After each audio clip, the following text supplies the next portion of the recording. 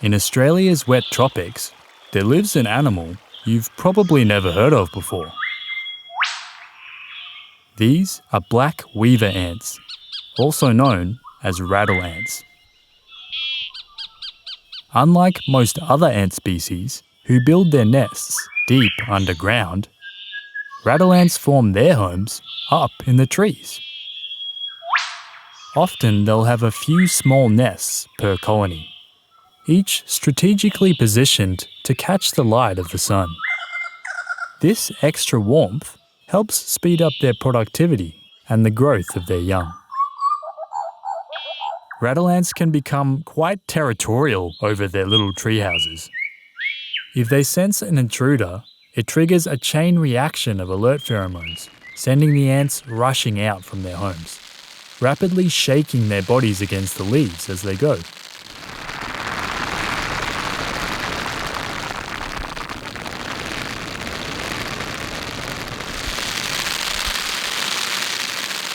Much like a rattlesnake, this sudden flurry of sound is intended to act as a warning. Come any closer and we will retaliate.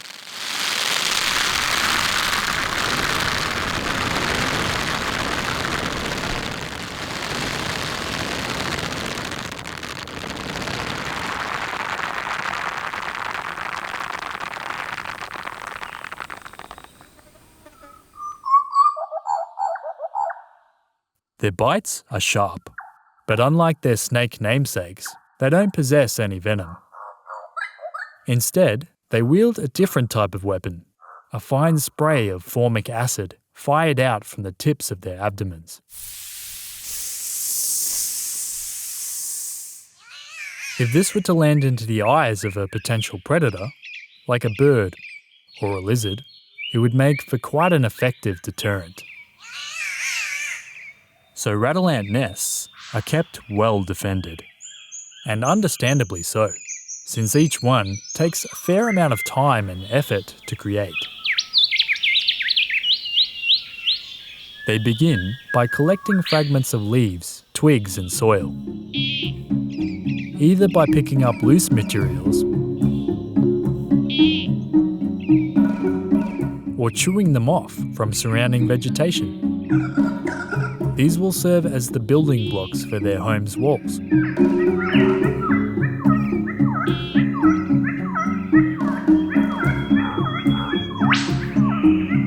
To bind everything together, they recruit the help of their colony's young. These little white grubs are ant larvae. The ants carefully shuttle them around between each of their satellite nests.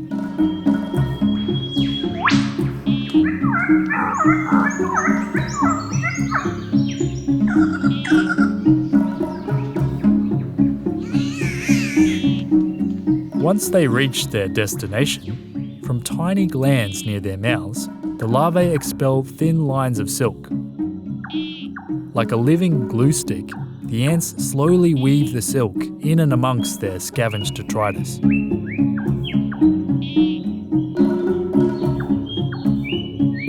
The end result, a stretchy yet durable waterproof shell, keeping the ants within safe and cosy.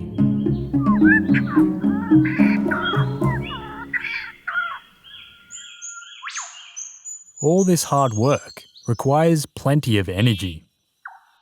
Whilst some ants stick around doing house duties, others venture off far from home in search of food. Where many ants form long, organised trails, branching out from their nests, rattle ants prefer to forage alone.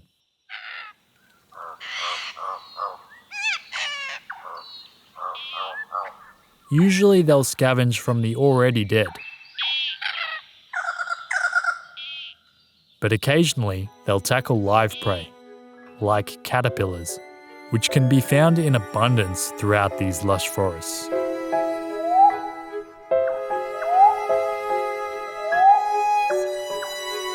Although the ants' nesting behaviours might slightly damage the surrounding leaves, their appetite for these voracious leaf-eating insects helps protect the trees they inhabit. whether devouring caterpillars outright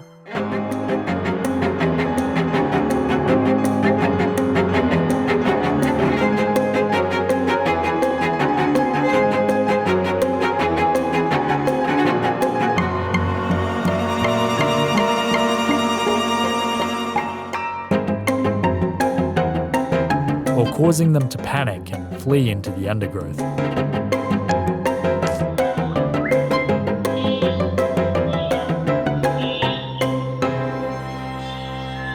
The rattle ant's presence ultimately benefits their leafy hosts.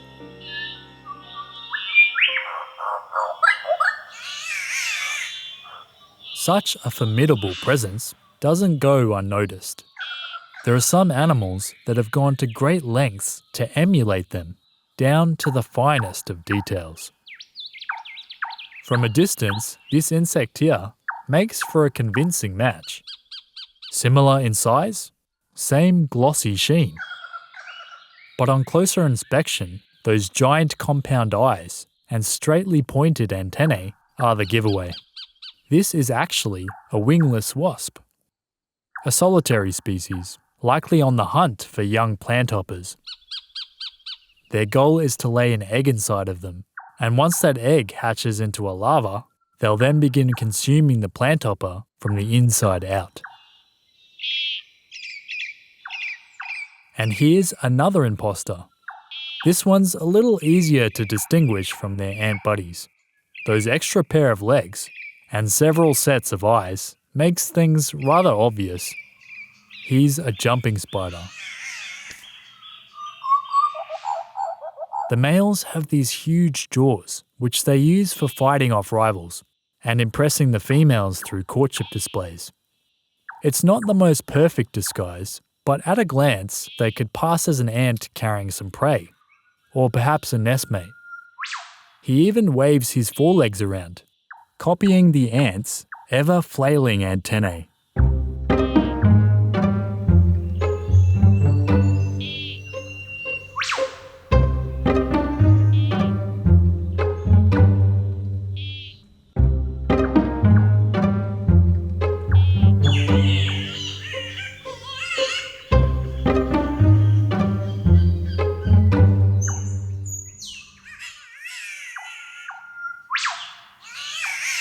The rattle ant's fierce reputation for biting, spraying formic acid, and imitating a popcorn machine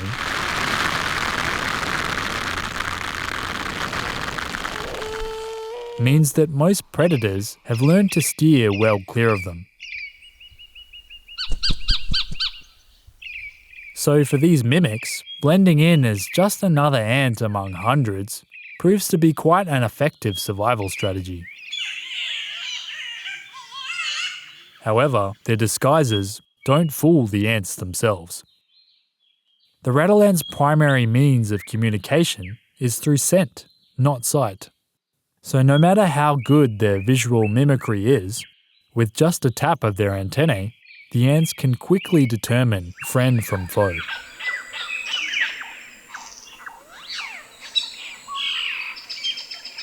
So while the mimics benefit from living alongside the ants, they do have to be careful not to get too close, or risk being discovered and torn apart.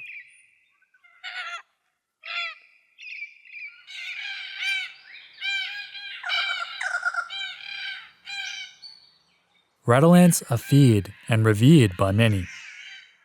But here in the rainforest, they live under the shadow of a far greater force. Green tree ants, one of the most dominant and ubiquitous animals found within Australia's wet tropics.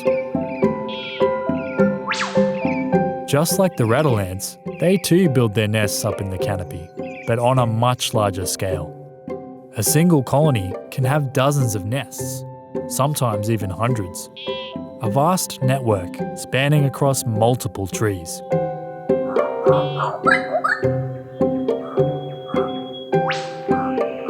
Initially, when forming their nests, they'll chain their bodies together. This way they can reach out for more distant leaves slowly stretching and holding them in place.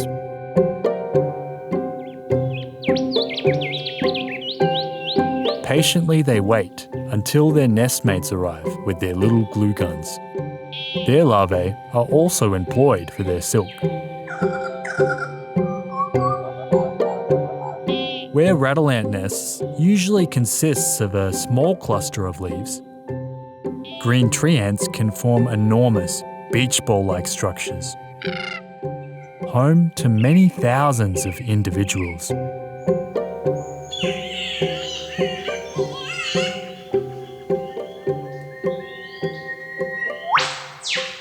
Rattle ants need to be extremely careful not to stray into their path.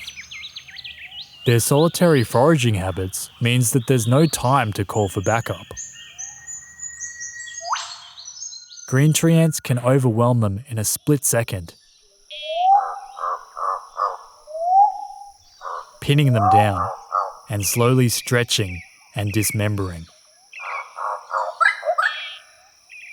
before eventually dragging them back to one of their many nests to be eaten.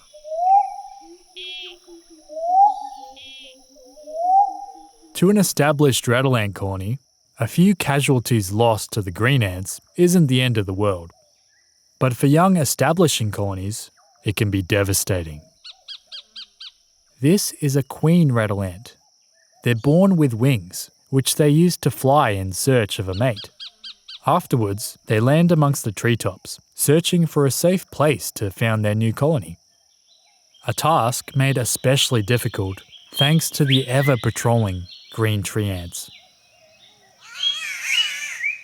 Many queens perish before ever laying a single egg.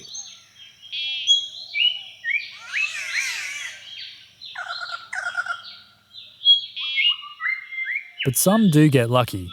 This queen has found refuge within an old abandoned rattle ant nest. In here she'll shed her wings, and once settled in, she'll lay her very first batch of eggs. Venturing out on occasion to forage for food, nourishing both herself and her hungry young back home.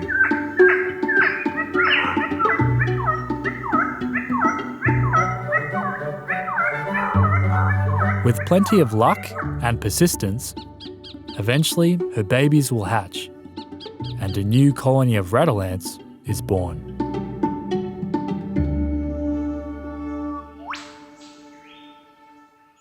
I hope you enjoyed this brief glimpse into the lives of rattle ants.